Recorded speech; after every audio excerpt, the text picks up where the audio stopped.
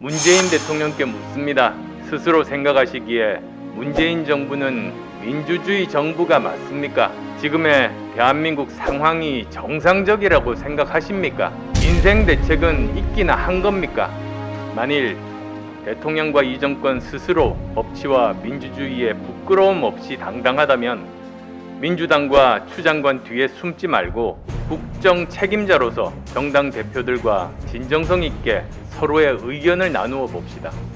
대한민국이 정말 이대로 이렇게 가도 되는 것인지, 나라와 국민의 살 길은 무엇인지 머리를 맞대고 이야기해야 할 때라는 점 다시 말씀드립니다. 도둑질할 때 한 번 담을 넘는 것이 어렵지 한 번 넘고 나면 두 번, 세 번은 쉽다는 말이 있습니다. 권력의 속성도 마찬가지입니다. 한 번 선을 넘는 것이 어렵지 선을 넘어도 견제받지 않고 처벌받지 않으면 그 다음부터는 밥 먹듯이 편법과 불법을 저지르게 됩니다. 문재인 정권의 지금 모습이 꼭 그렇습니다. 한 번 꿀맛을 본 곰이 온 산의 벌통을 다 헤집고 다니듯 지금 이 정권 사람들은 권력의 단맛과 지지자들의 환호에 취해 온 나라를 벌집 쑤시듯 들쑤시고 있습니다. 온 나라가 돌이킬 수 없는 혼란과 무법천지가 되고 있습니다.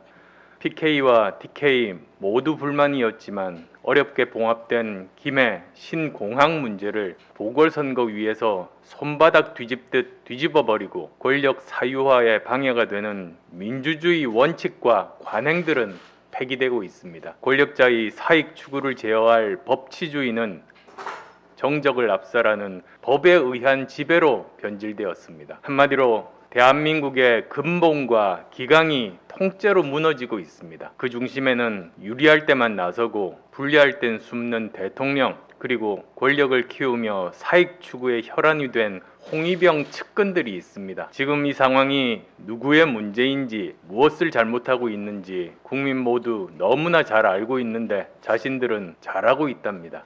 민주주의는 책임 정치인이 180석 의석을 갖고 하고 싶은 대로 밀어붙이자는 사람들에게 따끔하게 한마디 하겠습니다.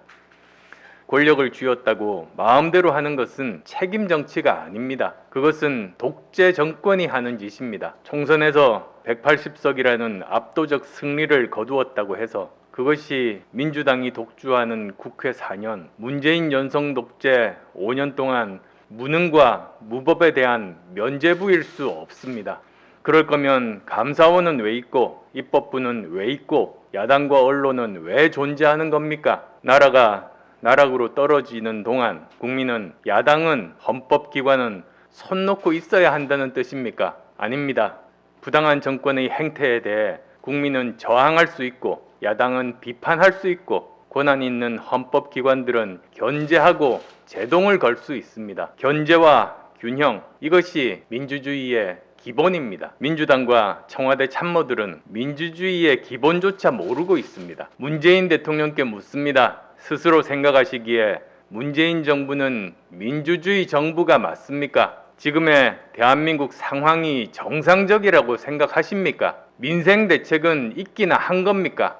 만일 대통령과 이 정권 스스로 법치와 민주주의에 부끄러움 없이 당당하다면 민주당과 추 장관 뒤에 숨지 말고 국정 책임자로서 정당 대표들과 진정성 있게 서로의 의견을 나누어 봅시다.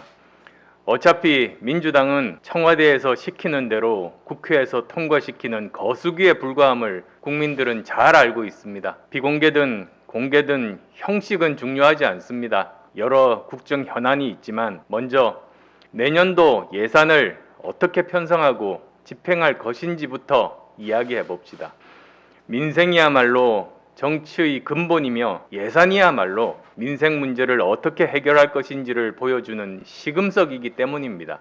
서울시민 긴급 멈춤과 사회적 거리두기 2단계가 계속되면 자영업 사장님, 소상공인 사장님들은 직격탄을 맞습니다.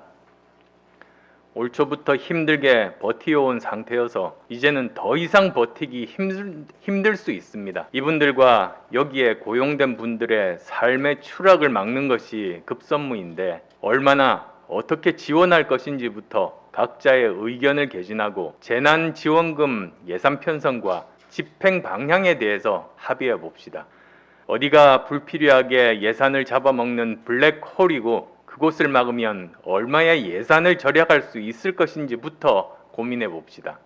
관료들이 책상에만 앉아서 만든 예산이 아니라 국민의 목소리와 야당의 지적이 반영된 진정한 국민 예산, 명실상부한 국난 극복 예산을 만들어 봅시다. 진화하고 있는 북핵과 격화되는 미중 패권 경쟁 속에 우리의 외교 안보 전략은 어떻게 가져가야 하는지 논의해 봅시다. 극도의 국정 혼란을 초래하고 있는 법무부 장관과 검찰총장의 갈등 속에 정의에 부합하는 해법은 무엇인지 이야기해 봅시다.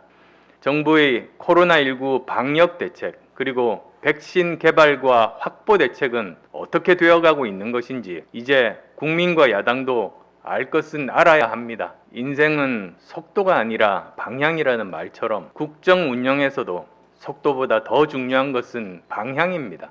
한번 잘못된 방향으로 간 국정을 되돌리기 위해선 엄청난 시간이 필요하고 국민적 갈등과 혼선을 피할 수 없기에 이번 기회에 제대로 된 국정 운영 방향을 찾아내는데 힘을 모아야 합니다. 어려울수록 민주주의 원칙을 지키고 정치의 상생과 협력이 제일 중요한데 우리 정치는 오히려 거꾸로 가고 있습니다.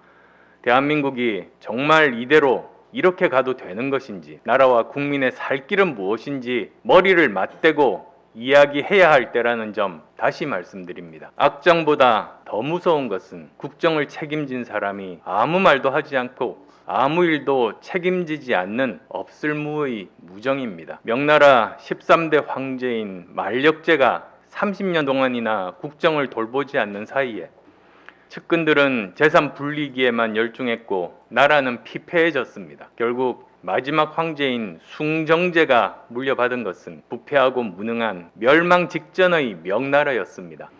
역사가들은 명나라가 망한 것은 마지막 황제인 숭정제 때가 아니라 국정을 팽개치고 누구의 말도 듣지 않았던 만력제 때 망했다고 기록하고 있습니다. 명나라 만력제에 대한 후대의 평가를 문재인 정권의 권력자들은 반면교사로 삼기 바랍니다.